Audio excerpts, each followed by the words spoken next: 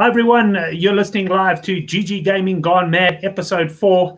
Looking forward to talking sports betting with you. We've got some big rugby coming up this weekend. And on the line, he's back from his overseas holiday. It's Gary Lentin from GG Gaming. Gary, how are you? Gary, can you hear me? I can't hear you. I'm not sure if anyone else can hear you. Practicing my bluffing. I didn't say a word. How are you, Brent? Oh, there we go. Sorry, no. I can hear you loud and clear now. No, good. Gary, man, how was the rest of your trip in Spain? Fantastic. I can strongly advise anybody, if you're thinking of a venue to go next year in the European summer, go to Ibiza. It was just one of the most amazing things. And I'm an over-the-hill old goat. But I mean, for guys your age and everything, Brent, and even for guys with a family, I don't get a commission from them, but it was one of the finest holidays I've ever had. It was just amazing. Great. Well, certainly some of the pictures you sent me from the pool and that looked pretty good. But back in South Africa now, ready to focus on quite a big rugby weekend, I guess. No English Premier League this weekend, no PSL. So most of the punters focusing on the rugby, I'm sure. Yeah, absolutely. You know what I'm saying? So it is a great weekend. I mean, if you think about it, although the one game looks a little bit lopsided in the championship, the other game looks really competitive, you know. I guess the most competitive games are always going to be when New Zealand aren't involved in it. So, yeah, it's a competitive game. If you woke up on Sunday morning and I told you the Wallabies won by 15 points, you wouldn't be shocked. If I told you the Springboks won by 9 points, you wouldn't be shocked. It's one of those games that could go either way. Yeah, it certainly is. And from a punting perspective, that's always enjoyable. And I guess from a bookmaker's perspective, ultimately, the bookmakers of old certainly were generally looking to lay both sides of the line. And I suppose you get a little bit of that in a game of that nature, like Australia v South Africa. As you'll see from one of our specials, you know about them already. It's one of the games where we don't want it to land on the line because of the specials I'm giving at GGGaming. You know, the line will be, I would lose on the line this week if I get an equal book. You know what I'm saying, Brent? But as a rule, yes, that's what we strive for as bookmakers, to try to look at the exact line. Really want to do in these games is have a chance as a punter and as a bookmaker. You know what I'm saying? You know, if you've gone and, yes, there is in-play betting, but if you've gone and backed the Wallabies -5 and you've been points up, you know what I mean? A little bit of the thrill's gone out of it and everything. But I don't think that's going to happen. I think there's a great spread, and I think that both sides are going to be in it right up until the death. Right, well, let's have a look. Let's start off with the first rugby championship game this weekend, and that, of course, is New Zealand up against Argentina, taking place in Nelson. And Gary, I see your line here, 27.5 points in this game. Where's the money been so far from the punters on this? We haven't laid a bet on this game yet, Brent. I'm not going to lie to you. You know what I'm saying? I think that will happen closer to the time. It will start to filter in a little bit tomorrow. It's not a game that I see a tremendous amount of betting action coming, you know. All Blacks could not 40, 18, more like 18. But, you know, I've always, when there's All Blacks involved, I've always erred on the side of rather going with the All Blacks. So if I had to have a bet or advise anybody, I'd say rather go with the minus. Argentina may go there with this false hope that they can, nonsense they can't, you know what I'm saying? And all that hope will be out of them after the first half an hour. Let's be honest, Brent. And what happens after that it's anybody's guess. So I don't see it as a huge betting opportunity, and I would advise the punters that there are better things to spend their money on. But I mean, those are the type of games you like, am I right, Brent? You like these wild games? I like the wild games because I tend to be a total points punter, and I see one of our live viewers, Sean Bowe, saying that, thinking it's going to be a high-scoring game. I had a look at the weather in Nelson, and it does look like it's going to be pretty good. So, Gary, I'll bring the slide up at the end with the specials, but just to mention to people watching the show, so this is one of the games where you're going to have a special. The line is 27.5.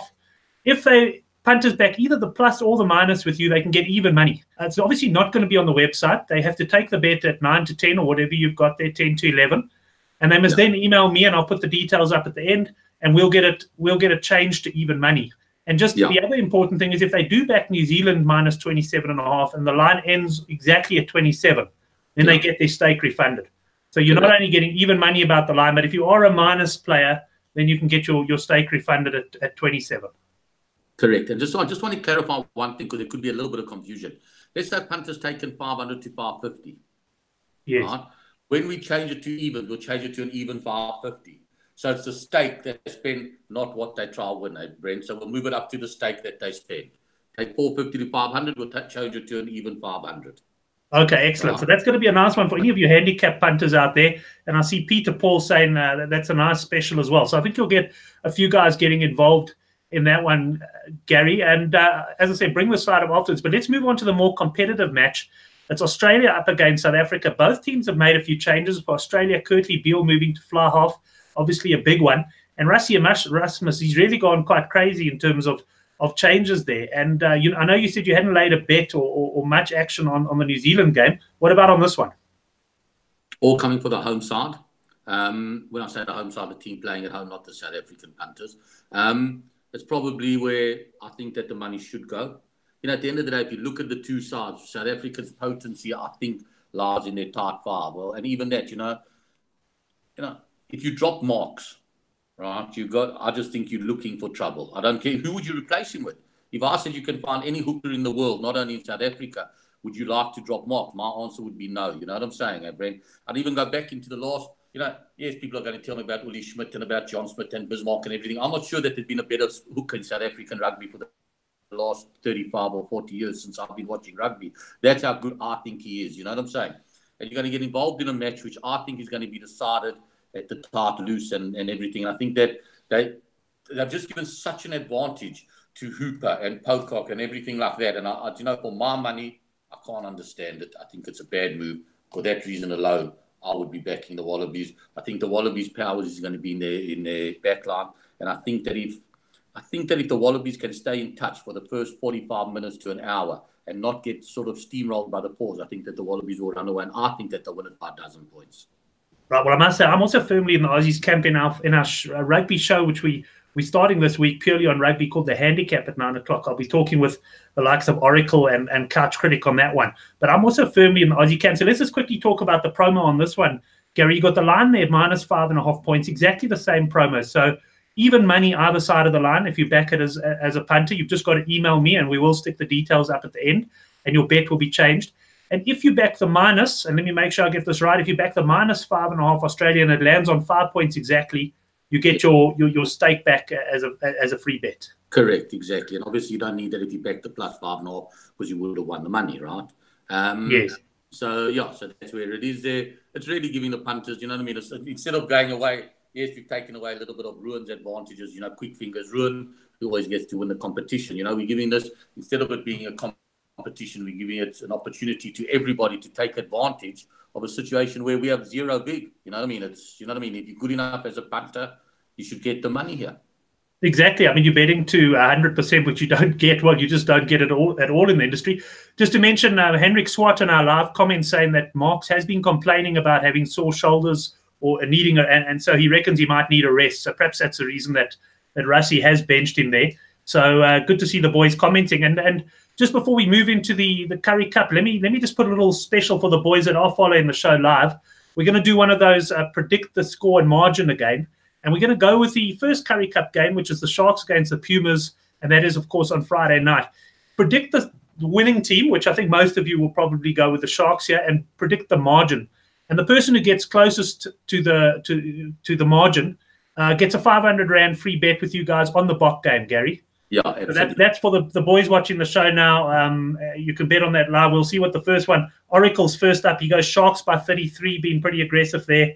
And we'll see what the other guys come. Henrik just pointing out that I misread his comment about Marks' sore shoulders, so I'll have to have another look at that one later. But the guys can come in with the predictions on that one. So let's talk quickly about the Curry Cup. The line around about 19, 20 points. I haven't looked. Yeah. Let me just also go back to this with just with what you said about the guy. If any of your guys get it exactly right on the number, Brent, what I'll do is instead of giving the guy 500, I will just give him 1,000 Rand free bet. You know what I'm saying? If more than one person ties for it, I'll give them all the free bet as well, Okay, excellent. No, thanks very much, Gary. We'll have the boys coming in. See it. We've got Edward Schlechter. I saw he was on your leaderboard of the Master Punter Comp as well, certainly at the end of the first week. He's gone Sharks by 24. Moscow Gomez. Moscow, you're listening to the show. You were a prize winner last week. Just email me. There's a good chance GGGaming sorted you out because they were well ahead of me when it came to the prizes. But if you didn't get your prize for any reason, just email me and we'll sort that out. So that's that game. Money-wise, Gary? Can I do one thing with you, Brent? Yeah, sure. What I'll do. you go right. You choose what you think the Sharks will win by, right? Okay. I'll choose 2 scores, but I'll give you 5-1 closest wins. You'll choose? I'll choose 2 scores. Okay. And wins, I'll lay you 5-1, 500 to 100 for a bit of fun. Okay, for a bit of fun. Okay, I'm going to go Sharks by 29. I'll go Sharks plus 28 and Sharks plus 30. Right. Hey, you can see this is a hardened bookmaker. I absolutely walked into the trap there. Very good. Yeah, so obviously that's no bet. But yeah, I mean, again, I would say that 80% of the bets we've laid this week have been on the Wallabies. You know what I'm saying? And yeah, that's where we are. That's where all the folks are. I just want to say one other thing while we're talking about Curry Cup, Brent. Not to sidestep the Sharks game, but from Monday, GGGaming will come out with our own markets. We're not going to be led by anybody else. We can't. Hopefully, we'll be the first out. But from Monday, we'll come out with handicap and match odds. By Monday, 2 o'clock, they'll be on our site. And we'll live in our own mistakes and everything. And I mean, that's just right down the alley of your guys on your side. You know what I'm saying? I mean, I know they like it and they like to get on early. And it creates a bit of interest. They can talk about it. And, you know, good luck to them if they beat us. You know what I'm saying? That's what it's about. It's not about us having everything our own way, you know. And, you know, obviously we're going to keep it to our mates and, you know, our regular customers. I'm not going to be open for other bookmakers to be flying in and phoning and asking for an even 200,000 and whatever. But, you know what I mean? For the guys that watch the show and our regular customers, you know what I mean? There's a few grand there for all of them. Well, that's great. I can tell you the guys go mad for that because they certainly, from about Monday afternoon, start looking. I think the Curry Cup handicaps, the early boys, have been coming on the Tuesday afternoon. So if you're getting out 24 hours ahead of everyone else, you're going to get a lot of interest there. And I know the likes of Henrik Swart, Sean Nicholas, who I see has also predicted Sharks by 16. The boys are going to be climbing into that one. So thanks very much for that one, Gary. Moving on to the balance of the Curry Cup games, we got the Griquas up against the Bulls. What's the handicap sitting at here? Good question. Do you mind if I go just check what it is on my site here?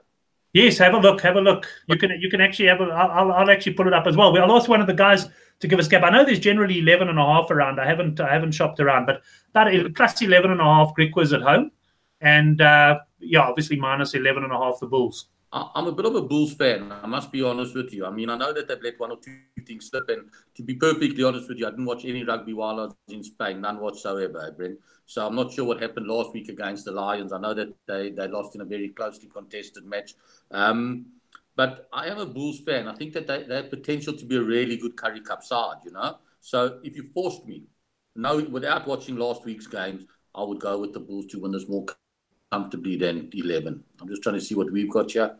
We are at exactly... No, it's not there. Okay, that worked out well. Dave, you've got to sack Dave if it's not there, Gary. Oh, no, Dave's on his way. I'm telling you now. Dave's gone. Gone. End of story. That Dave is 1,700 rand a month, I say, on his salary, you know.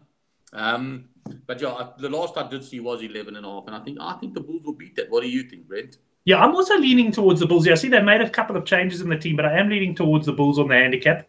And in the final game, there's been a bit of action as well. I think on the handicap, it's priced around the 27.5 mark, and that's the Lions up against Free State, who of course are fielding a B-side. And Gary, I know you were away last week. I have to ask, are you aware of all the activity that took place on the game between the Free State and the Sharks in Bloemfontein?